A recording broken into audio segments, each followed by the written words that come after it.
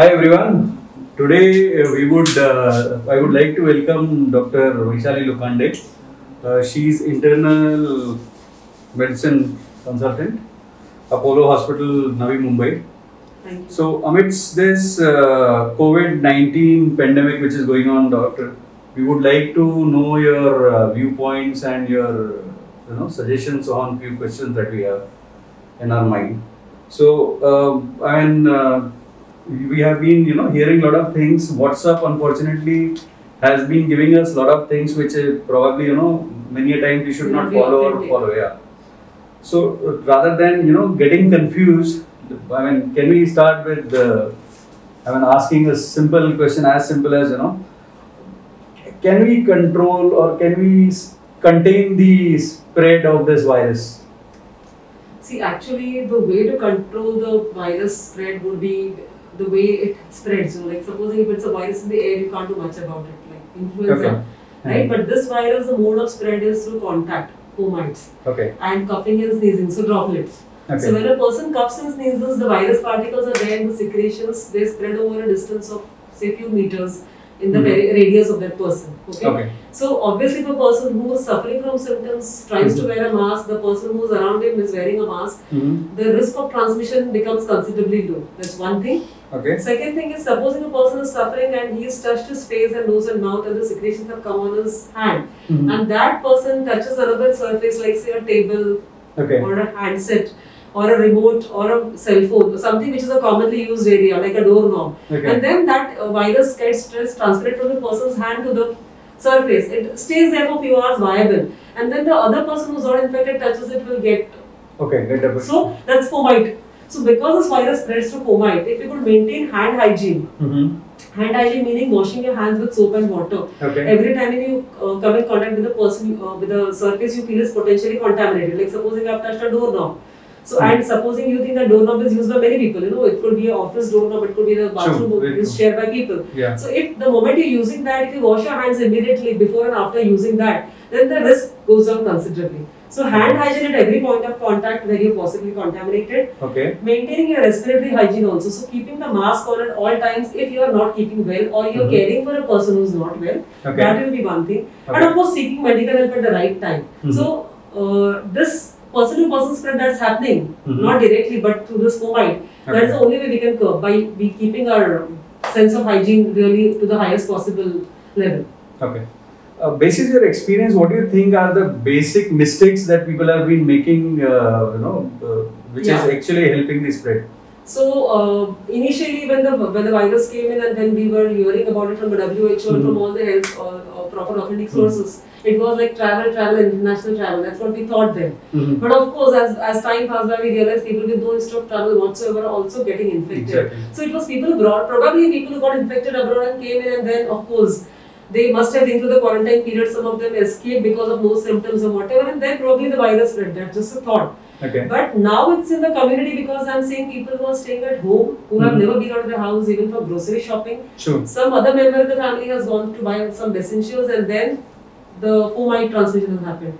So here I think the weak link is again the hygiene issues, hand hygiene issues. Somebody who's not either who's suffering or who's not suffering but is having the virus in his system, or people are not really expressing themselves. If they're not well, they should really be upfront, going to the doctor or seek medical help from the health authorities nearby, and not try to subdue symptoms. We just sore throat and fever, halka sa, let me try paracetamol on my own, because the worry about the stigma, the worry about getting quarantined, the worry about the society boycotting them is very much a true thing. So that I think not hiding up your symptoms is one important thing. And again, hand hygiene. So if you're getting some stuff from outside, you try to decontaminate it as much as you can. So if it's something covered in plastic, it's very easy to wash it in soap and water or something. But if it's some vegetables, you could keep them in the sun for some time, wash them in running warm water, keep it aside for some time, and then use it. So that way, possibly the virus spread would. And of course, again, if you're used to touching a hand,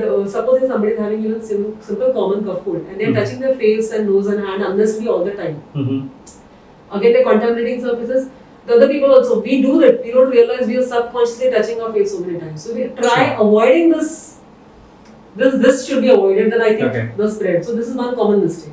Okay, great. Thanks, Doctor. Doctor, one more thing. Does climate has any effect on this virus? I wish it was, it doesn't seem to be like that because initially, yeah, that's yeah, initially we saw it was all the cold countries in China. Yeah. All when they started, it was all the cold countries, even Italy. But now what we are seeing with temperatures crossing 38, 39, 40, it's not seeming to go down. The lockdown, no doubt, has kind of curbed the spread because people are not going to the communities, so they're not spreading it to each other. But it's not that the cases have stopped altogether. So temperature will be difficult to comment on. Okay. And we are seeing it in even the hottest parts of the country. So very true. Yeah, we have to be realistic and not assume anything. Okay. And just take precautions as long as it's there around us. Okay. But one more thing, people said that probably the medicine which is used in curing malaria yes. is effective. So shall people take it as a precautionary measure or they should wait for it? Okay. So the drug that is being used in India in the government settings is hydroxychloroquine, which is a derivative of chloroquine, which is used in malaria. Chloroquine is drug used in malaria. Hydroxychloroquine is same family derivative. But the point is that it has its own side effects. Number one, hydroxychloroquine can cause some changes in your heart rhythm, the electrical impulses in the heart. So not by itself, but if you take it along with some other drugs, it can cause some chemical disturbances, and that can cause arrhythmias, rhythm problems. So it is not advisable to take it without medical advice. Number one. Number two, it is not recommended to people in the community who are not dealing with patients. It is recommended for prevention of probably reducing the chances of getting complications if we are exposed. So it's healthcare workers, doctors, nurses, paramedical staffs who are dealing with patients directly of COVID. For those, it is the Government of India recommendations. Community people should refrain from trying these things. And I will take this chance to comment and request the general public, please do not go for over-the-counter medicines for anything. You can buy simple cough cold tablet, you can buy paracetamol, you can buy antacid once in a while, but antibiotics are a no-no because it's not relevant here. But I see that as a major problem, and even painkillers, stronger ones, they have caused harm. So I just took this opportunity to mention that as well. Thanks, Doctor. One more very important thing, Doctor. A lot of people are saying that lockdown is just a containment. So this is not a cure. This is not the solution, basically. So are we saying that probably we are delaying the disease?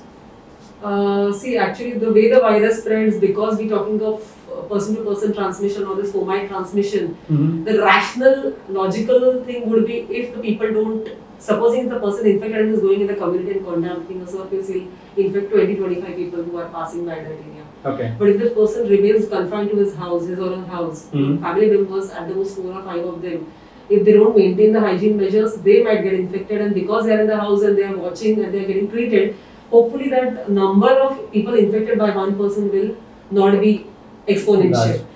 That's the rationale of lockdown. Doesn't mean the virus. So that's one thing. So maybe lockdown might probably curb the number of people getting affected. It's not going to cure the disease.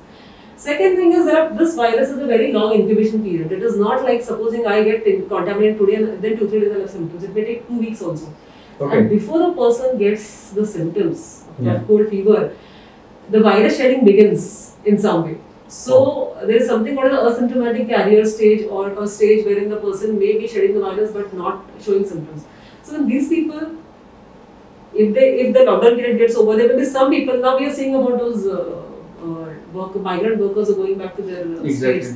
We are seeing cases happening on the way also, despite they didn't have symptoms to begin with. So this is something it's very difficult to predict.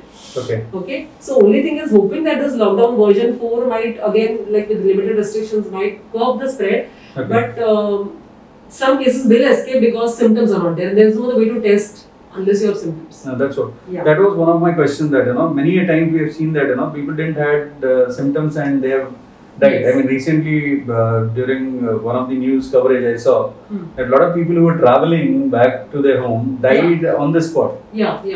So that's what I'm saying. So probably there are 2-3 things. People downplay the symptoms. Some people do not think they are serious enough, and this virus, what it causes is it causes kind of a storm in the body, because inflammatory storm. So when the virus, whenever, see how does a person of dengue gets critical and some persons manage at home, it is not just the virus, it's also the person's immunity.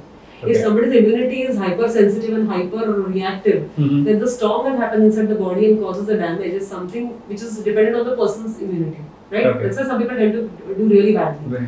People who have diabetes, hypertension, long-standing diseases tend to do badly. And some people downplay the symptoms. So maybe these people have never realized they were not well, or they did not bother much because they were worried about getting home. True. I think that's more possible. That's one of the yes. Coming to something which we were hearing from WHO, that age has something to do with the virus. So is it true?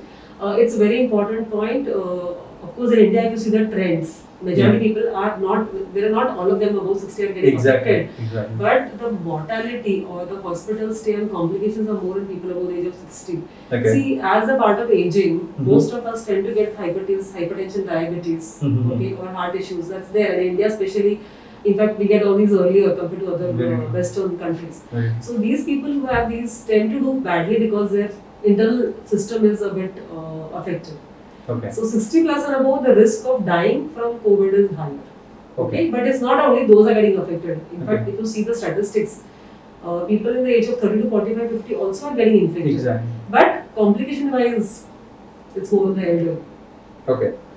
So doctor, one more, through WhatsApp and all, we have been getting to know that vegetarians are not getting affected and non-vegetarians are getting more affected by this virus. Is it true or is it just a... No, I think it's a bit tricky to answer that one, but non-vegetarian food, if it's cooked well, it should not be a problem. The only point is with the lockdown, the transportation would be an issue. And of course, you needs to be preserved at right temperatures. The cold chain should be spoiled. You may not get cold, you may get some food poisoning. That's more possible. Exactly.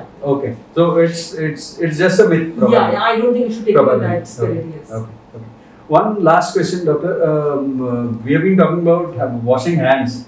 Is sanitizer better or a hand washing better? Actually, if you ask me, sanitizers, see, everything has its own role to play. So hand washing is, there are steps in hand washing. You wash the front, you wash the back, the premises. So all that is more possible because soap and liquid, when the solution is formed, it has a surfactant action. How does soap remove the dirt and the grime? Is because it creates a particular tension. That surfactant action is there. Sanitizer will coat your surface. So I cannot say one is better than the other. Feasibility is an issue. Given a chance, given a choice, I would want to wash my hands every single day with soap and water. But then sanitizer has its own role to play. Between patients, we would use that. And again, you can't use areas which are sensitive to water. You can't use sanitizer.